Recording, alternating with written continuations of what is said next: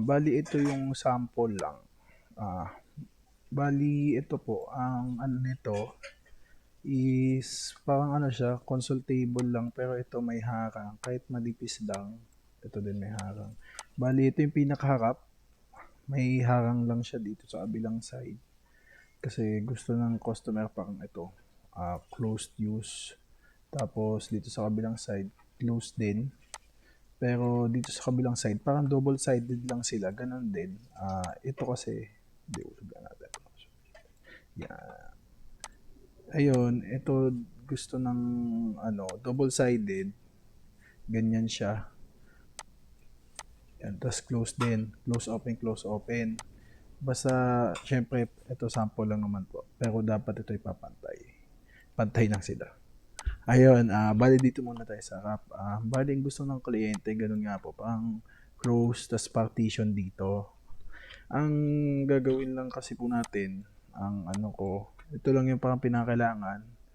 1 inch, tapos may sanepa para matibay. 1 inch sabay sanepa. Siguro kahit 2 inches na sanepa lang po sana okay na. Same lang dito sa baba. Sa sample lang. 1 inch sabay sanepa. Then, dito sa clearance, kahit 2 inches clearance. Pero dito sa mga side, dapat wala pong clearance. At yung ano sana po natin is ano, yung pinaka ano natin, dito po, required sana simula dito sa poste po na to, simula dito sa gilid, mula dito, hanggang dito 60 cm lang po. Kasi ang pinaka dimension niya is ito, pinakahaba niya 120 cm pero hindi ko lang kasi sure, basta ito dapat sakto daw po itong 60 cm galing sa poste dito po sa dulo hanggang dito sa dulo ng partition. Tapos dito bahala na matira yung sa bandang likod na po kasi yan. Basta ito yung sukat kasi niya 120 cm ang lapad. Yung height niya 35 inches tapos yung lalim niya 12 inches lang naman po. 12 inches lang yung lalim. Yun po, wala namang particular na sukat. Ang gusto ko lang po sana din malaman kung buo kasi po ito. Pangit naman kung maglalagay tayo ng poste tapos pako-pako. Kayo na lang po dumiskarte kung paano ilalagay yung dito. Ito kahit maninipis lang to parang cover lang naman itong mga to eh. Basta wag pong plywood, tsaka wag daw pong may bitak. Para presentable naman po yung ano, yung mga cover up natin. Tapos yung taas ng isa taas naman po kahit 1.5 lang yung kapal niya, okay lang naman para compromise. Tapos dito may clearance na 2 inches. Basta sa pares lang sila 1 inch sa NEPA, 1 inch sa NEPA, tapos 2 inch na clearance. Tapos yung ano po dito sana, yung mga sa NEPA natin na gagamitin, wag po isagad dito sa pinaka ano. To, wag masyado isagad. Ito po, wag masyado isagad dito. Para pag gumalaw man, di halata.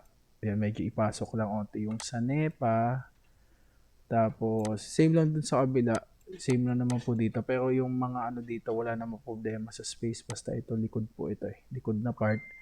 Wala naman siyang problema na space. Basta ang harap na part is may 60 cm. 60 cm na dapat. Yun lang naman. Tapos, ano pa, diskartehan na lang po talaga ng ano dito. Dito sa gilid na kahit di na siguro magposte. Yun lang naman po. Basta buo. Tsaka ito lang po yung sukat. Tapos ano, ang isa ko pa po kasing ano dito is yung mga side. Bali dito may 2 inch na clearance pero dito dapat wala pong clearance. Kahit ito patong, okay lang naman po. Mas okay dito nakapatong dito. Itong top nakapatong sa side.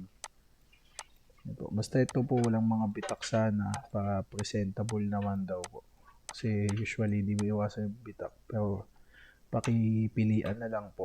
Yun lang naman po. Parang double-sided lang sila. Pero dapat itong harap may hinahabol lang na sukat. Sa NEPA na sa shelf, sa NEPA, shelf, sa NEPA, 2 inch na clearance.